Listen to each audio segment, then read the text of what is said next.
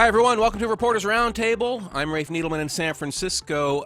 This week, a really interesting show. How do you throw away $4 billion? Here's one way. Buy a lot of spectrum you can't use. That seems to be what Lightsquared has done. The company bought access to satellites and a chunk of spectrum and planned to create a whole new wholesale wireless network. But the FCC said this week, no way. Your planned use of spectrum interferes with GPS. The FCC withdrew the waiver it had previously given the company to allow it to operate, and now Lightsquared is sitting on what appears to be a toxic asset. Not only can it not use the spectrum, but the FCC ruling means that no one else can use it either. Or can they? What's happening here, and how will it affect you, the user of a wireless device that is never fast enough? That's what we're discussing today with two great guests, both CNET people.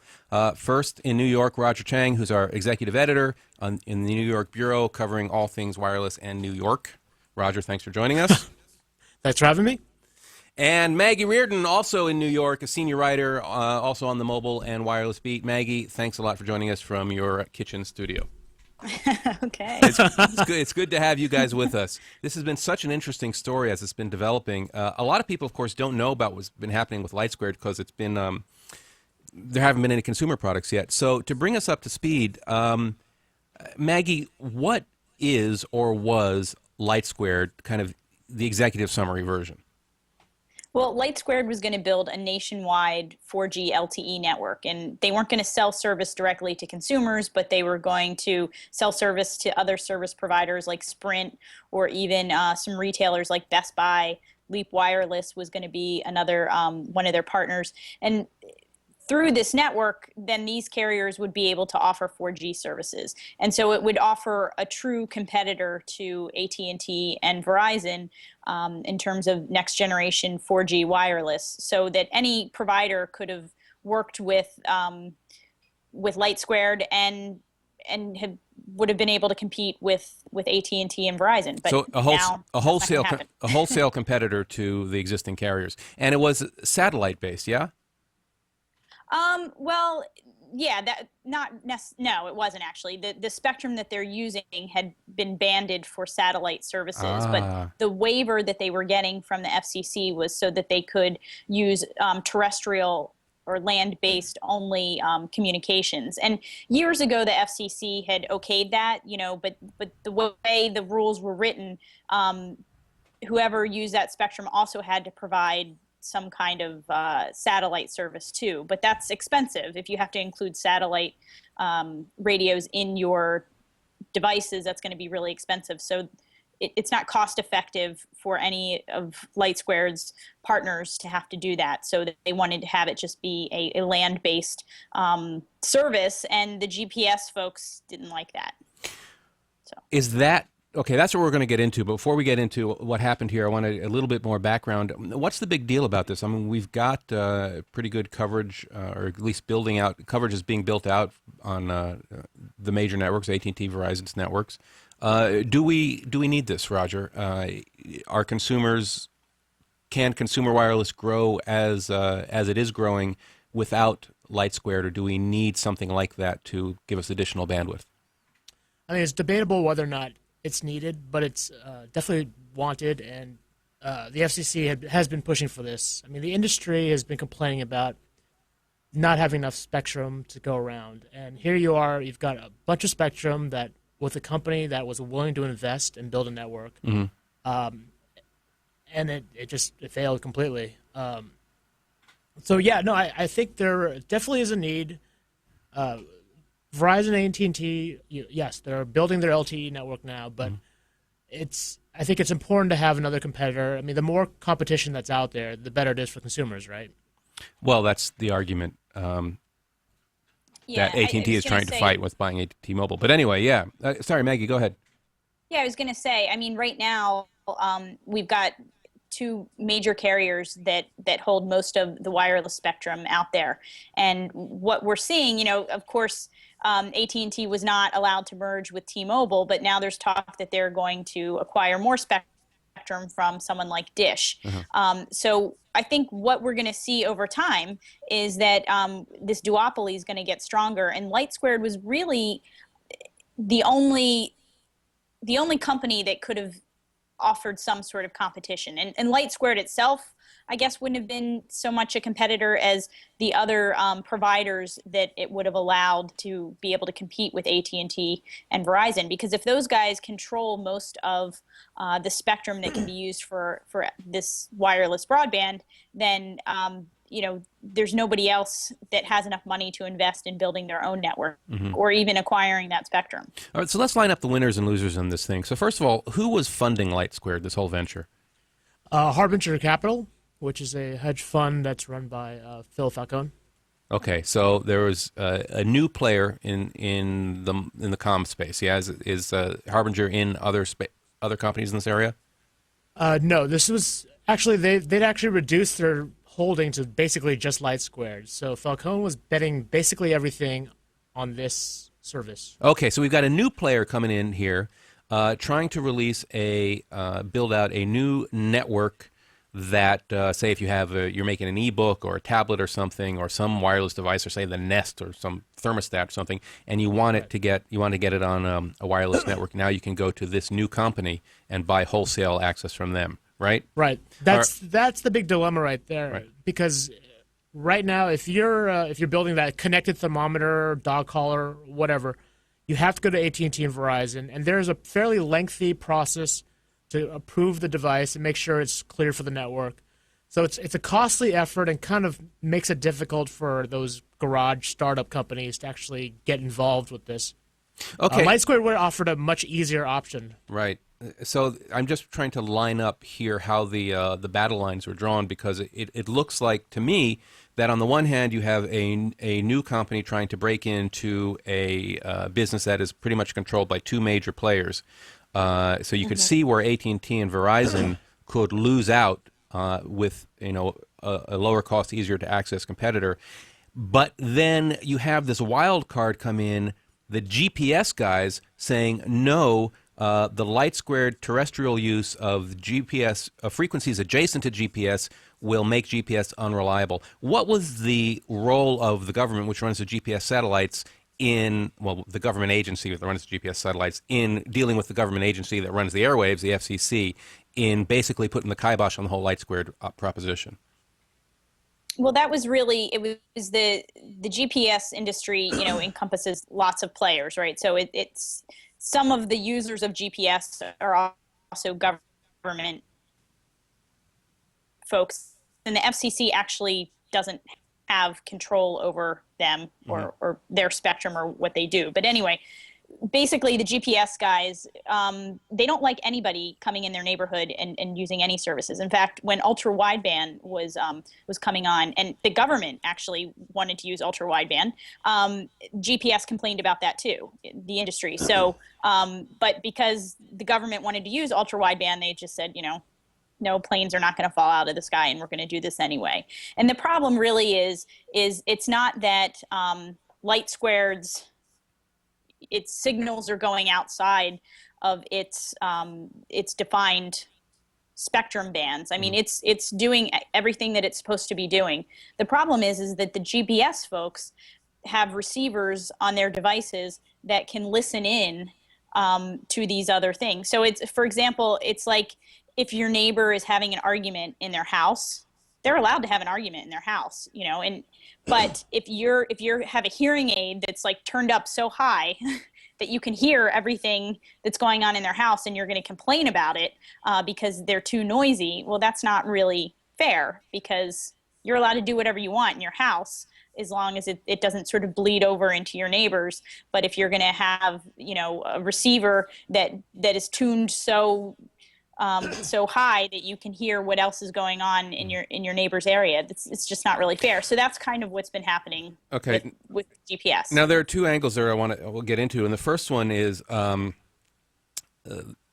how Lightsquared bet billions of dollars on being able to do what it ultimately found out it could not do. Did it not know that it would have this problem with I'm not even going to say GPS interference, but with the Well, I will say GPS interference because did they not know that they were going to get slapped down because of the being adjacent to the GPS band and possible interference? But how could you not know when you put millions of dollars into a company? Is, this process has been going on for more than 10 years. And all along the way, you know, the FCC has granted them the licenses. It's granted them, you know, the okay to use terrestrial-based, you know, so they've gone every step along the way. And GPS has, you know, filed some things saying that they were not sure about this, but they didn't put up a big fight until last year when it became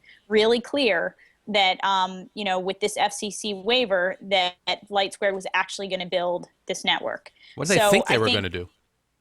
Just mess around? Well, it's gone unused for a really long time. So I think GPS was just hoping that no one would use, you know, it's kind of like, again, you've got a house and you have two lots on either side of you, and you just sort of hope that nobody buys that land and builds a house on it. And then when you find out that, you know, they've actually gone and filed the plans to build the house, then maybe you start complaining. Roger? Well, I mean, the plan was for Lightsquared to work with the GPS industry to develop filters and basically remedy the interference issue. The problem was the GPS industry was supposed to have these filters in place, only they never really put them in. Why not? They just didn't. And let's be clear. When we say the GPS industry, and we say the wireless industry, and we're talking about Verizon and AT&T, I can kind of picture in my head what that industry is. But when we talk about GPS, it's a little bit different. The GPS industry, I mean, the satellites are run by the government and developed for the military. And the commercial applications, I mean, we've all got GPS receivers in our smartphones, and now more and more in our cars. But the commercial applications seem to have come much after the government and the military applications. So what is the GPS industry? And who's behind this this attack on the use of these bands? I should be more specific. I mean, I think 90% or a vast majority of the GPS devices that are out there, including the ones on your phone, work fine with this spectrum, actually. They have the necessary filters. But there's a small subsection of these GPS devices, a lot of them which are on government devices, actually, that don't have these filters and really didn't really pay attention to this mandate that the FCC had, partly because the FCC doesn't have any jurisdiction over the government. I want to stop there and just point out the weirdness of this, that the FCC, a government agency charged with managing our airwaves, can tell private industry how to use the airways, but this government agency can't tell another government agency, the military or the DOD or whatever, what to do with the airwaves that the government agency A is responsible for, which I just think is bizarre. I'm just saying. Go ahead, please. Yeah, no, it is. I mean, that's one of the biggest reasons why this thing failed. I mean, a lot of them are. It's a lot of government devices, and government, you know, if it doesn't work from government devices, then it's not going to work for anyone. It is bizarre, and it's not done like that. Speaking of government devices. Oh, yeah. We lost Maggie there for a second. Curse you, airwaves. I bet she's on Wi-Fi. Are you on Wi-Fi? I am on Wi-Fi. Lightsquared is beaming all of its unused bandwidth right into your apartment. We could use some of that Lightsquared bandwidth. I know, we really could. This is why we're doing the show, guys. Lightsquared, fix it. Make it work. Be nicer to the FCC. Buy them gift baskets. You messed up. Maggie, go ahead, please. Yeah. Well, I mean, sadly, the FCC, you know, they wanted this to happen. This is all part of, you know, this is 40 megahertz of spectrum, which is not insignificant. I mean, the FCC has a plan in the next 10 years that they want to free up 500 megahertz of spectrum to be re-auctioned or reallocated and used for wireless broadband. And now, you know, and they had a target of freeing up about 300 megahertz by 2015. And they're already 2 years into the plan, and they haven't freed up anything. So this was a significant chunk of spectrum that they wanted to see go into use, and it could have gone into use immediately. So it's really unfortunate that it's not. It sounds to me like the FCC is getting they ended up looking like the inept company or the inept operation here because they couldn't free up spectrum that would have been good for industry. That it almost looks like, and other people have written this is hardly an original observation, that the GPS testing setup, the whole thing that ended up putting the kibosh on the whole Lightsquared thing, was influenced by the AT&T Verizon lobby. That's got to be a very popular conspiracy theory. I don't think that it. Honestly, though, I don't think it was Verizon and AT&T. This is the GPS industry, who have a lot of pull in, as Roger explained, in the government. The thing is AT&T and Verizon didn't even have to get on board with this. The part that they were upset about was the waiver process. They feel that if the FCC is going to make exceptions for terrestrial-only use of spectrum that's banded for satellite, they need to make a ruling, and they need to have a rule so that everybody's playing by the same rules instead of doing it on a case-by-case basis and just granting waivers. So that's what they were upset about. That was one of the problems with this waiver. And the FCC basically granted this one-off waiver to Lightsquared, or the previous owners for the spectrum. But they didn't really clear it with the GP industry. They just sort of slapped that condition. But they did, actually, though. That's where it's kind of a little bit false. The GPS industry had 10 years to comment and to, in fact, it's kind of ridiculous in a way. The FCC could have just said, yes, they didn't have to be a conditional waiver. They had already gone through the process of making sure that this was all going to work, that there were already rules in place about the filters for the GPS industry. They could have just said, go ahead, build your network, GPS industry. You've had 10 years, the process is done, figure it out. They didn't. They sort of, cowered, I guess, to the pressure. And I think, not until probably the middle of the year did anybody think that GPS was going to rally such support, and they did. They killed this from a political standpoint. This isn't necessarily a technical thing. And people will argue with me. They'll say, but planes are going to fall out of the sky. That's not actually true. Now, I want to get onto one thing here about this testing that ultimately helped put the nail in the coffin here. There have been reports, Maggie, you wrote a story saying that Lightsquared claims that the GPS tests, which showed interference, were either rigged, done in secrecy, or somehow irrelevant, technologically wrong. Can you comment on that before we move on to the bigger picture here of what's going to happen going forward? Yeah, Lightsquared had a lot of issues with the testing. For one, the GPS industry picked out which devices should be tested. Some of them were obsolete or not even in use anymore. And also the way they determined which, whether something had interference or didn't have interference. They said, the interference that made this unacceptable for this testing was interference that could only be detected in a laboratory. And in real world cases, it wouldn't affect the operation of the devices. So, if that's true, I think they have a point there. I think there's certainly a way to design a test and interpret results that can get you the results that you want. And I think that's how they feel this testing went down. And it was done, it wasn't open testing. It wasn't like request for comment, requests on the results. It was done by some committee who then released the results as a kind of a fait accompli, right? Yeah? Right. And part of the testing was also done, with the help of agencies in the government who have an interest in this because they have GPS devices. So again, it seemed a little bit skewed.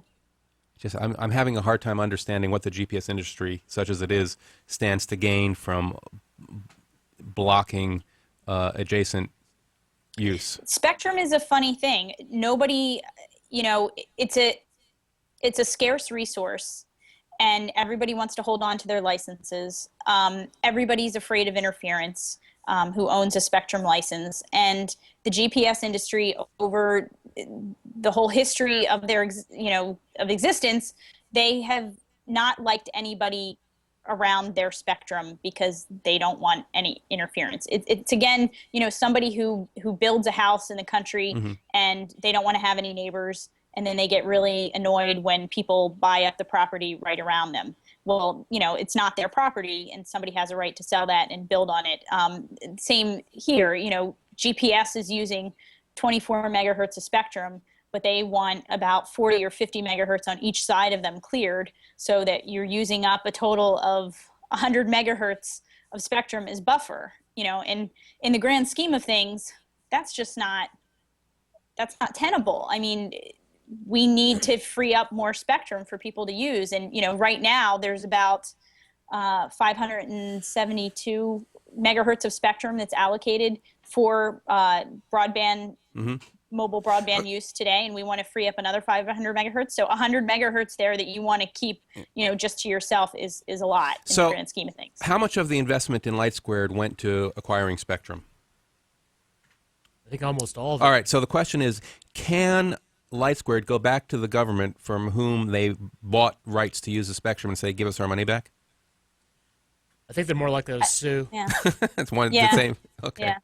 All right, moving on. This is what a mess, man. So we have this national broadband plan, 2010 broadband plan. How was this part of this? And can we believe that the FCC can be effective now in managing the growth of wireless in the distribution of spectrum licenses after what's happened with Lightsquared? Roger, I mean, how do we feel about the FCC's efficacy moving forward? No, I mean, Maggie wrote a great piece on this yesterday, and I mean, it's no. I mean, the answer is no. It's the politics has sort of gone in the way of freeing up spectrum that is badly needed in the industry. Yeah.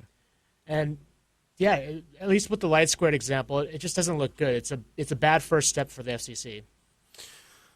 First step, Maggie. I mean, I mean, there's another chunk of spectrum that that nobody's really talked about. It's this about 90 megahertz of spectrum that the Department of Defense controls, and that didn't end up in this this latest spectrum bill that was tacked onto the payroll tax cuts. There's going to be auctions for spectrum, and so 90 megahertz, which was sort of earmarked for to be freed up and is controlled by the Department of Defense, is probably not going to be used because the FCC doesn't really have the power to go in and tell DoD, you have to, move on this quicker. You have to move your people around and get on to different spectrum and use this more efficiently. We need this for commercial use. So that, I think, is a big problem in our spectrum policy, is that the FCC only controls commercial spectrum. Each government agency that has its own spectrum controls what it does with that spectrum. And if they don't want to give it up, and as I've explained, nobody ever wants to give up their wireless spectrum, even if they're not using it. So, so it becomes a real problem for commercial use. All right, so what's next for Lightsquared's customers or partners? Sprint was doing a deal with them. Freedom Pop, which was founded by the Skype guys. What do companies do who were kind of hoping to be able to access a new swath of broadband? What are they going to do? Well, one of the big winners here is Clearwire, because Clearwire was sort of in the middle of repositioning its business. Now it's starting to go into become a full wholesale provider of LTE services. Right now they use a different 4G technology called WiMAX, but they're undergoing sort of an upgrade to move into LTE to be sort of more in line with Verizon and AT&T offers. And so I think Clearwire is the big winner because all these companies like Best Buy or Leap or Metro, whoever wants to get LTE capacity can now go to Clearwire, because Clearwire is opening their doors up to basically anyone else who wants to lease time off their network. And we have a story up about what Dish is going to do now, or Dish looking to the FCC for queues based on what happened in part with Lightsquared.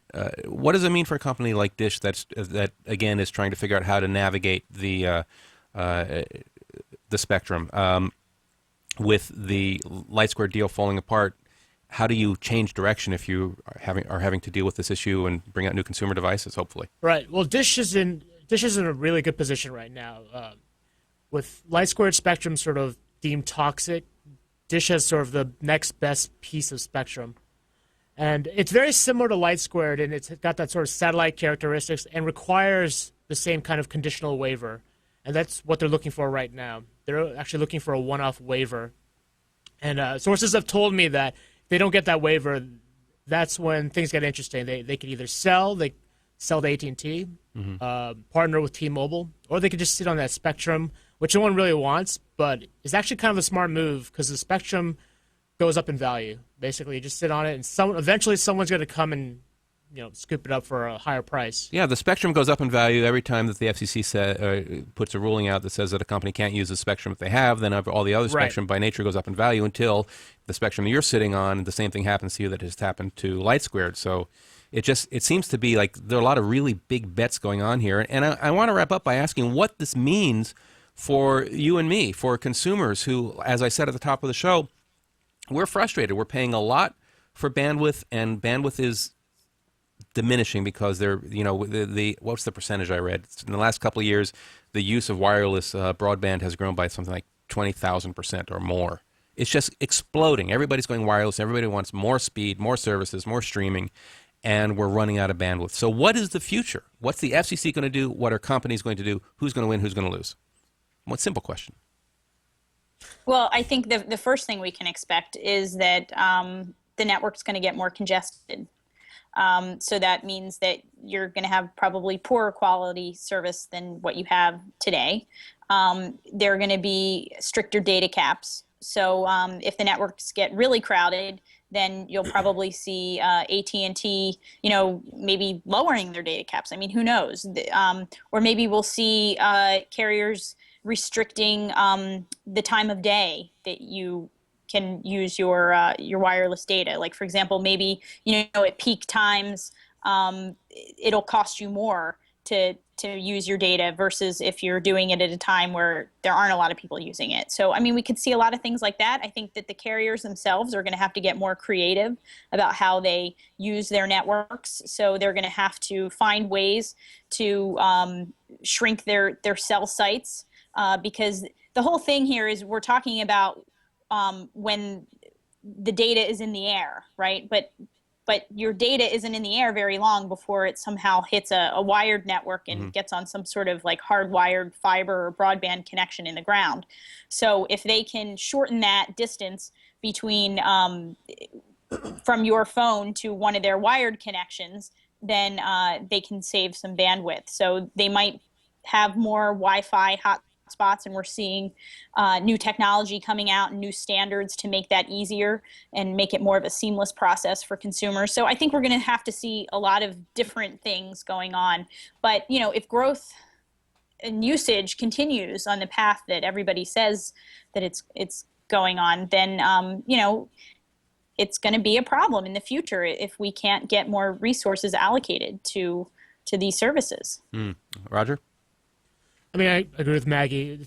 This is bad for consumers. You're going to see higher prices. You're going to see poor service, and that's just going to be the reality down the line, especially as we get 2-3 years out. The FCC is really still dragging their feet on the spectrum issue. Then that's going to be a problem for the carriers. It's going to be a problem for us. I mean, sadly, I feel like it's not even the FCC that's dragging its feet. The FCC's trying. It's the political process. It's Congress. Yeah. So, like, for example, there's a bill before Congress right now in the National Broadband Plan. As I mentioned, they wanted to get to 300 megahertz of spectrum by 2015. So the guy who wrote the broadband plan, Blair Levin, I talked to him. He said, all I expected from Congress was just a one-line bill authorizing, auctions. Boom. Then we're done. Then we can get into it. Because one of the ideas in this plan was to take unused spectrum from TV broadcasters. They could voluntarily give up their spectrum, and they would get a cut of the proceeds. And spectrums are widely popular in Washington because they generate a lot of revenue, billions and billions of dollars. So because they generate so much revenue, and the U.S. is in a real revenue crunch right now, it's become highly politicized. So instead of just having a one-line bill authorizing this, it's been tacked on to other pieces of legislation that have been very controversial. And then there's been a lot of infighting about how the spectrum auctions should be designed. Should the FCC have the ability to write rules so that certain companies don't come too far ahead in spectrum? For example, I mean, the FCC really doesn't want Verizon and AT&T to have too much power in the market because then we don't have competition, and that's not good for consumers. So there are ways that they can design the spectrum auctions so that those powerhouses don't get all of the spectrum, so that they leave a little room for some little guys to potentially get in there. And there are some, obviously AT&T, for example, doesn't like that, so it was lobbying pretty hard to have some very harsh rules set upon the FCC not to be able to do that. So then what that does, as we've seen in so many other things in Washington, is there's just deadlock. Nothing happens. So here we are 2 years into this plan, and getting spectrum. I mean, authorizing an auction is one thing, but it can take up to 10 years to get the rules written, to identify exactly which spectrum you're going to use, to clear that spectrum, and then to repurpose it and have it ready to be used. So, I mean, we're looking at a really long process here anyway, and the problem is that it's become so political, we can't even get started. It's frustrating. To say the least. I'm really worked up about it. I can tell. I feel like Yeah, I kind of want to do a Jon Stewart on this thing, but this is a kind of a complicated and very messy and very unsatisfying resolution to what should be something that is for the benefit of all of us. I'm just going to say this. When my son or your child can't stream their Sesame Street over the iPhone that you have there and they're crying, blame the DOD and blame the FCC. I'm just saying, you guys, when Don't my forget the son, politicians. that's what Blame the Get it politicians. together. Actually, to be perfectly honest, I don't think that the big players, AT&T and Verizon, are that their hands are clean in this whole mess because of there's so much money on the table and they have so much to gain by controlling the spectrum. That's just Absolutely. Yeah. And when you're in control, I mean, you don't want to give up any of that control, right? I mean, Absolutely. What's disheartening for someone like me, like I cover technology. I'm not a Washington person. I'm not a DC reporter. And every time, I start talking to people about these issues, I mean, they tell you one thing, like on background. I mean, so many people on background were telling me, like at the FCC and other people in government were like, yeah, I mean, Lightsquared's getting a raw deal. I mean, what can we say? It sucks. It really sucks. But this is the political process. This is Washington. Once you get politicians involved, this is what happens. I'm raising my son to be really? a congressman. He's going to fix it all because it's too late for me. Hey, we're out of time. Maggie, thanks so much. Real interesting to hear your perspective on all this stuff. Keep up the great work. Roger, likewise, great to hear from you guys. Roger Chang and Maggie Reardon cover wireless, mobile, broadband, and to the extent we are able, politics in D.C. that affect all of us. Do not miss their ongoing coverage of this. It's all on news.com. Thanks, guys. Thanks, Steve, for producing. Thanks, everyone, for watching Reporters Roundtable. We'll be back next week, Friday, 10 a.m. Pacific time, with another great show. See you then. Thank you.